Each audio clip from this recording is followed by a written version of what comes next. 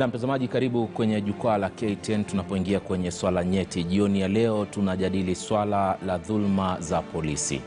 Ni wazi ama bayana kwamba hakuna Mkenya ama idadi kubwa ya Wakenya washawahi kupitia mikononi mwa polisi. Aima unakuta unadhulumiwa, kuulizwa maswali ambayo yana msingi, au kujipata korokoroni kwa makosa ambayo wewe mwenyewe ambaye umeshikwa hauyaelewi.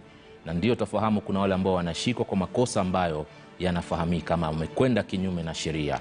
Inapofikia kwamba unafaa ushikwe ama unafaa kuulizwa maswali, kuna vitu gani ambavyo unafaa kuvifahamu wewe kama Mkenya. Polisi anapokuja nyumbani kwako, labda kwa mfano ametumwa anataka kusaka nyumba yako, ni kitu gani anahitajika kuwa nacho? Haya ndio baadhi ya mambo ambayo tutakayojadili hii leo, na vile vile kusikia kisa cha kijana ambaye ni mwanafunzi ambaye alipitia kwenye mikono ya polisi na kuweza kudhulumiwa. Kwenye swali tunakuuliza, je, ushawahi ama umewahi kudhulumiwa na afisa wa polisi? Umewahi kudhulumiwa na afisa wa polisi? Unaweza shiriki kwenye mtandao kupitia jukwaa la KTN pale Twitter @alimanzu na @KTN News Kenya. Ukitupa maoni yako, basi bila shaka tutakuwa ni yenye kuyapaaza. Na vile vile iwapo una swali lolote, na wakili hapa mtazamaji katika mahakama kuu, na vile vile anaangazia sana masuala ya haki za kibinadamu, na ni naibu wa afisa wa mipango katika lile shirika la IMLU. Asante sana Isabella Obara kwa kuweza kufika siku hii ya leo. Asante Ali. Na vile vile naye kijana hapa Alan Omondi.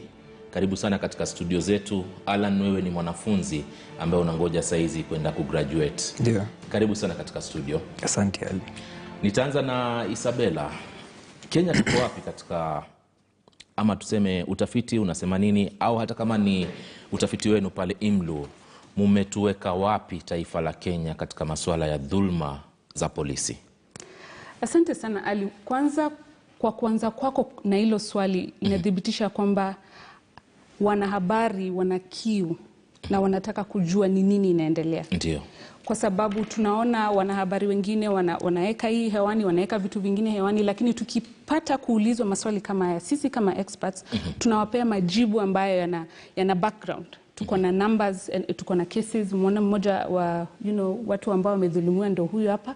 So tukiongea katika pahali kama hapa, tunaongea vitu ambavyo tunajua tumefanya. Na wacha kwanza nianze na kazi ambayo IMLU inafanya, kwa sababu labda wenye wanatuangalia leo hawezi kuwa wanajua labda IMLU ni akina nani. Ndio. IMLU ni the Independent Medical Legal Unit. Sisi ni shirika linalotetea haki za kibinadamu. Tumefanya kazi kwa miaka 28 sasa. Na kazi yetu inafanywa na mawakili, madaktari, kuna wale tunaita pathologist, Ndiyo. tuko na counselors, tuko na wanahabari kama wewe na watu wengine. So kazi zetu zinafanya kuangalia watu ambao wamedhulumiwa na polisi. So kazi hii inakuwa na facets nyingi sana. So tumegawa hawa watu ambao nimesema, hawa professionals, kwa sababu tunaelewa kwamba dhuluma za kipolisi si kuumia mwili peke yake ama mentally. Kuna hizo long term effects ambazo unapata mtu ana suffer.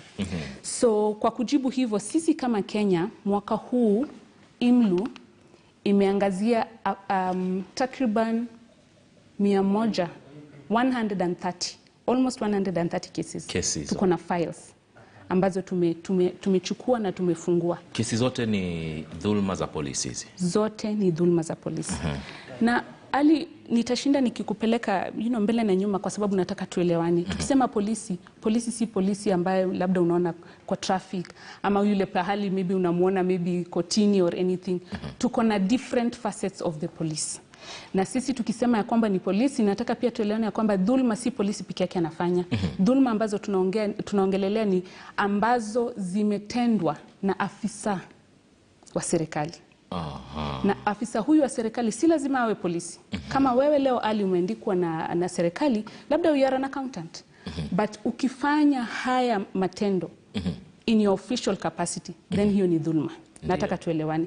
So tukitokea hapo utapata kwamba kwa hizi 130 cases ndio kuna polisi, na wengine utapata hata ni chiefs. Unajua sisi tunafikiria ni askari, unaona ako na bunduki. Umefanya vizuri kuelezea wazi, manake Wakenya wengi wanaona IMLU wao ni wao na polisi. Nakumbuka wakati nikianza kazi katika vituo vya redio Mombasa, tulishirikiana sana na IMLU, na mara nyingi ilikuwa ni kesi za polisi na kutoka. Kwa hiyo ni afisa wa serikali. Afisa wa serikali, na afisa huyo Ali, nataka ukumbuke kwamba ni haya matendo ambayo atapelekwa maybe kotini ama atashtakiwa, lazima awe alitenda in the official capacity. Nataka nikupe example. Wewe Ali, leo wewe ni afisa wa polisi, lakini kimfano uende nyumbani upigane maybe na jirani yako. Ndiyo. Labda mlikuwa marafiki, mmekunywa tembo, mmepigana. Hiyo si kazi ya IMLO. Kisheria. Ndio. Hiyo ni discussion nyingine tutaongea maybe siku nyingine, lakini Ndiyo. kwa sasa hivi na sheria ambazo tuko nazo, wewe hiyo tendo yenye tutafaa tukua tukiongelelea kwa hii discussion na hata courts, you have to be in your official capacity. Na kama si wewe umefanya, labda wewe unielekeze mimi kama rafiki yako, but in your official capacity niambie mgonge huyu, utapatikana kwamba uko na makosa. Si lazima mgonge huyu. Ukini direct, ukini instruct, then that's also a case of torture. Sasa tuje kwenye kesi zenyewe. Kenya tuko wapi? Je, kesi ziko nyingi za dhulma dhidi ya polisi ama maafisa wa serikali, ama tuko wapi? Kesi zimeendelea zikipanda. June 26th tulilaunch our report ambayo maybe pia tutaongelea siku nyingine, na imeonyesha numbers kutoka 2017, 2018 through to 2021, na imeonyesha kwamba hizi numbers zinaenda zikipanda. Wacha nikupatie example. Mwaka uliopita tulikuwa na kesi 139, na baadhi ya hizo tulikuwa na 73 ambazo zilikuwa zinaangazia kuwa zilitokea kwa sababu ya maneno ya COVID. Unaona? Na saa hivi tuko Septemba, tujengia Oktoba, but tunaongelea 130 already. Hatujafunga mwaka. So trajectory unaona inapanda. Mwaka wa 2019 pia tulikuwa na kesi nyingi kuliko 2020. So kitu ambacho najaribu kusema ni yale matendo yanaenda yakiendelea kila mwaka. Na keep in mind that tunapata situations zinaenda zikibadilika. Mwaka ujao kuna election, so tunaona ikipanda. But nataka ukumbuke tukiendelea kwa hii discussion ya kwamba Kenya inajulikana kuwa na dhuluma na polisi. Ulimwenguni. Generally, ulimwenguni. Na sisi huwa tunatumia map ya organization ambayo inaitwa Civicus. So Civicus huwa inafanya hiyo mapping generally kuona mahali, mahali tuko kama Kenya, na sisi hatuko mahali pazuri. Probably tuko level 3, na level 3 si nzuri, tunafaa muwe level 1. So dhuluma zetu zinaenda zikipanda, na sisi vile tunajulikana na siku zetu za elections, so tunaangalia ya kwamba next year itaenda ikiongezeka, na tutacombine mpaka na COVID. So hatuko mahali pazuri Ali. Hatuko mahali pazuri, na tunaona pia ya matendo yakienda yakibadilika, tactics zinaenda zikichange. Sasa nyinyi kama shirika la IMLO ndio mnapokea hizi kesi, lakini Isabella, kuna mbinu mnakuja nazo katika kuhakikisha hizi namba ama idadi inapungua chini? Ndio, tuko na mbinu zetu, na nitakwambia kwanza. Ukiangalia vision yetu inasema ya kwamba kazi yetu ni prevent and respond. So hatu respond peke yake, tunajaribu kuona kwamba tuna mitigate. So ya kwanza, sisi tunafanya kazi inaitwa sectoral reforms and advocacy. Tuko na team, na nikiongea wengine walikuwa Nakuru jana, wanarudi leo. So kazi yetu ni ya kwamba tunaangalia duty bearers. Duty bearers ni afisa wa polisi wenyewe na serikali. Tunashirikiana, tuko na partnerships, tuko na miradi, tunaongea nao. Tuko na police stations ambazo tunafanya kazi nao. Hatusemi polisi ni wabaya, but tukiangalia ya kwamba kuna dhulma, tunaangalia hii dhulma inatoka wapi. So we do trainings, tuko na capacity building, tuko na engagement, tunasaidia hata wanasheria kutengeneza sheria ambazo zinaangalia haki.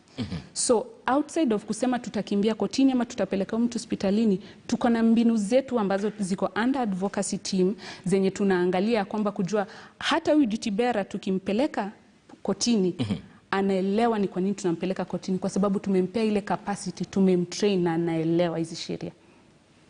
Umeelezea vizuri sana. Huyu kijana yuko hapa, Alan. Alan, karibu sana. Asante. Labda kwa ufupi tu, Isabella, Alan ni nani na amekuja hapa kufanya nini? Alan ni kijana mdogo sana, hata saizi naona ni kama amekuwa. Alan ni one of our clients, alikuwa victim of dhuluma za kipolisi. Alan at the time alikuwa mwanafunzi wa university, na alipata kupitia katika hali ngumu na polisi, na nataka aeleze yeye mwenyewe. So from that alikuja kwa ofisi zetu, kwa sababu hizi ndio kazi zenye IMLO inafanya. So tukamdocument na tumego with him through the process, hiyo njia yote mpaka mahali tumefika, anajua mahali tuko. Afadhali kesi yake ni mzuri. Kwa hiyo mmemsimamia kesi yake? Tumemsimamia, na ndio kwa maana tuko naye hapa leo. Tutakuja hapo baadaye tuendelee, lakini Alan, karibu sana studio. Kesi yako ni ipi? Ulifanyika ni kitu gani kilitokea? Kesi yangu nadhani kila mtu Kenya aliona kwa sababu ilikuwa mtandaoni sana. Ndio. Tulikuwa na mgomo katika university kuangazia masuala ya usalama ya wanafunzi. Alafu katika harakati ya kugoma, polisi wakakuja, wakaanza tu kuvurugana na wanafunzi. Tunajua penye anakuanga. Alafu at the time nilikuwa na dreadlocks. Ndio. Unajua si picha mzuri kwa maafisa wa polisi. Sasa kwa sababu hiyo wakaona mimi ni mtu wa mwenye sina maadili mazuri kwa ndio. Wakanipiga, wakanishika, wakanipeleka mpaka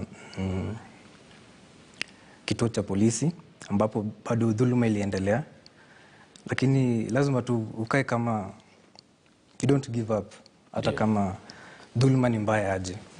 Ndio. Dhuluma gani labda unaweza kuikumbuka vizuri walikufanyia, kando na kukupiga na kupeleka kule ndani? Ulivyokuwa chini ya mikononi ya polisi katika kituo cha polisi, waliendelea kufanya nini? Wanaendelea kukupiga, unashikwa mahali watu ni wengi sana, lakini nafasi ni ndogo, hakuna hewa safi, si pasafi penyewe. Unaenda haja penye mko, unaelewa? Ndio. Kwa hiyo kulingana na wewe, uliamuaje? Kwa nini uliamua uje uwafuatia? Kwanza kabla uje ushikane na kina Imlu kufuatilia kesi yako, ulipokuwa chini ya polisi walikufikisha mahakamani? Hapana. Walinishika bila kusema niko na makosa gani. Ambapo blogger fulani alikuja akazua rabsha hadi nikaachiliwa bila walikushika kwa muda gani?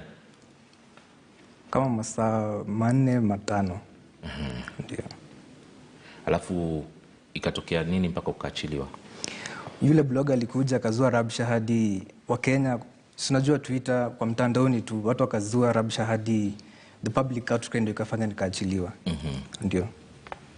Kwa hiyo ile nguvu ya mtandao wa kijamii ndio ilipelekea wewe kuachiliwa. Isabella, inakuwaje mtu anaposhikwa kama huyu? Ameelezea kisa chake, bila shaka mmekidocument kama ulivyotoelezea hapo awali.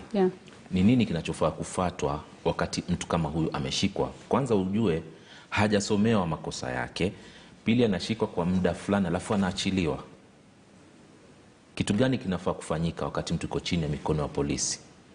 Kwanza wacha tuanze na the initial step. Nafaa nikuambie ni kwa nini ninakushika. Exactly. Nikikuja nikushike na haujui ni nini inaendelea, makosa yanaanzia hapo. Nafaa nikuambie ni kwa nini nakushika. Na nataka tuelewane so that mtu asinimisquote. Ukishikwa, ukiambiwa, kuna ule anaambiwa na unafaa uambiwe kwa lugha ambayo unaelewa. Nisikuambie kwa Kifaransa niseme niliambia Ali mashtaka yake. Ndio. Na kuna zile zenye unafaa ushikwe kuwa na warrant of arrest. Na kama hakuna warrant, inafaa ikuwe something tunaita cognizable offense. Ni kuone kwamba unapiga mtu mwingine, nitakushika. Nikisha kushika nitakwambia ni kwa nini nakushika. Na hapo ukiambiwa unashikwa, you're already under what we call legal custody. Sawa? So kwa hivyo wewe uko chini ya mikono ya polisi. Hapo unafaa uambiwe ya kwamba tunakupeleka hii police station, na unafaa uambiwe rights zako. So kama uko na mtu unataka kupigia, utawapigia, na ushaambiwa ni wapi unapelekwa. Si ati tunakushika na tunazunguka na wewe usiku mzima. So tunakuambia mahali unaenda, na ukifika pale kuna values or rather kuna kitu yenye unafaa kuwa unafanya. So ukiingia pale unafaa kukuwa booked in. Kuna records zinafaa kuonesha kwamba Ali ndio huyu tumemleta, na kama hata hawajamaliza investigations or anything, pale unafaa ukae masaa 24 peke yake, 24 hours. Na kama watakuwa hawajamaliza investigations, utapelekwa kotini na koti itaitishwa orders za kusema kwamba tutamrudisha, tumweke maybe siku 4 siku 5 kwa sababu ya hii na hii na hii. Sio kuwekwa siku 50 siku 9 na haujatajiwa mashtaka yako. Unafaa upelekwe na koti ndio itasema kwamba mpelekeni ama huyu mtamwachilia. So hiyo kwa kifupi ndio inafaa ikuwe njia ambayo unafuata ukishikwa. Sasa tuje kwa Alan. Alan ni alishikwa chini ya saa 4 ama saa 4, 4 hours na kuachiliwa bila kusomewa mashtaka. Na hapa hebu tuelezee kisheria inafaje? Maanake hauwezi kushikiliwa hivi hivi, ukiachiliwa labda unaachiliwa kwa bondi fulani na vitu kama hivyo. Huyu aliachiliwa tu. Hiyo ni sawa? Si sawa. Ali si sawa. So acha tuchukue example yake ndio tuweze kueleza vizuri. So Alan akishikwa nafanya ambiwe ni kwa nini anashikwa, kwa sababu alishika katika ile rabsha ya wanafunzi. Labda hata hakuonekana akifanya kitu. According to our documentation alikuwa ameenda kununua chakula. Kaingia akapata watu wanazua rabsha. Akishikwa anaambiwa unashikwa kwa sababu ya hii na hii unapelekwa huku. Na hapo angeambiwa ya kwamba kuna hii right upigie mzazi wako juu ni mtoto wa shule. Akifika pale kunafaa kuwa na booking records. Hizo hazikukua. Na ukishaingia pale anafaa ambiwe ni kwa nini ametolewa. Tunafaa tukuwe na reason. Wakili wake alifika, mzazi wake alifika. Kuna police bond ama cash bill. Kama kuna hiyo cash alitoa. Hakutoa kitu yoyote na hakukuwa na records. Hizo steps zote zilikuwa zimerukwa. So unaona kuna hiyo hali ya kama kitu ingetokea tungekuwa na records, hatungeweza kuprove ya kwamba alikuwa ameshikwa na polisi ama alikuwa katika kituo cha polisi. Hatungejua. Hakuna records zozote. In fact hata mkienda kuongelelea maneno hiyo kotini hamwezi taja hata police station kwa sababu hamuna kitu ya kuprove to the court. Okay, nashangazwa na vile mtu anashikwa. Ndio hali ilivyo, lakini kuna ule Mkenya anayetazama saizi hafahamu kwamba kila wakati mtu anashikwa lazima ambiwe tunakushika kwa nini. Ndio. Aelezewe taarifa, tumetumwa hapa tuje tukushike kwa sababu ya kitu fulani. Ndio. Umetaja pia lazima kuwe na taarifa ama kile kibali cha kufika kwanza unaonyesha warrant of arrest ile. Yes. Kwa sababu hii na hii na hii tumekuja kukushika na vitu kama hivyo. Sasa huyu ameanzisha kesi chini yenu Imlo. Yes. Kesi yake inasemaje? So of course kwa sababu ni kesi ambayo inaendelea kuna vitu ambavyo sizitaja lakini kwa kesi yake kwa sababu kulikuwa mpaka na video ilikuwa inaonyesha askari akimdhulumu and everything, kitengo cha IPOA kiliangalia na kikafanya utafiti na kikapata kilichopata na ripoti ikapelekwa kwa Director of Public Prosecutions na wakatu advise vile tutafanya. Ndio kwa maana nilikwambia kesi yake ni nzuri, but wacha niongelea wale wenye maybe mtu alifariki. Kwa sababu hawawezi kuja leo ali wakuongelesha. Kweli. Na zinakuwa kesi ambazo zinauma na facts amwezi zipata. Huyu ataongea, atasema Kenya nasema. So unapata maybe mtu alishikwa, akapelekwa police station. Alafu after siku 2 mnaenda mnamuona, mnaambua kuna hii alafu anafariki. Sasa hapo katikati hatujui nini kilifanyika. Hatujui nini ilitokea, kama alikuwa mgonjwa ama alipigwa. So what Imlu inafanya ni itatuma pathologist kwa ile mochari. Watafanya upasuaji, wataangalia, watatupia utafiti. Sisi tutafata, tutaenda kotini na tutaweka kesi yetu. But kwa kesi ya Alan kenye tulitumia ni medical records na pia ni mtu mwenye alifanya counseling, pia alitibiwa, alikuwa na majeraha, labda mengine amwezi yaona kwa sababu yako mwilini. So kuna hizo processes zenye tunatumia but kama unaweza taka kujua any other detail probably unaweza ni allow more time than nikueleze. Haina tatizo, tunakwenda kwenye mapumziko mafupi, lakini Alan, pole kwa yote ambayo ulipitia. Ni sawa. Nakumbuka ile video sasa ndio imenijia akilini. Ni mtu ambaye alikuwa anaipiga akiwa juu hivi ukipigwa. Ilikuwa jioni usiku. Jioni tuseme. Jioni. Nishaikumbuka na kulikuwa na watu wengine walishikwa. Ndio wanafunzi kadhaa. Utakuja kutuelezea wanafunzi wenzako na pia utakuja kutuelezea hisia zako wakati ambapo ulikuwa kwenye mikono ya polisi, ulihisi vipi na vitu kama hivyo. Alafu pia najua ni kesi, kuna kesi inaendelea. Kwa heshima zote tunaheshimu mahakama kwamba kuna kesi inaendelea kuhusiana na mjadala huu ambao tunauzungumza, lakini hatutoingilia kati. Lakini nataka kujua pia masuala kama vitisho. Kuna vitisho vinavyoendelea, maana hii ni kesi ya polisi na shirika la Imlu na hata muathiriwa huyu ambaye yuko hapa. Mtazamaji, tunakwenda kwenye mapumziko mafupi, lakini tutarejea, usiende mbali.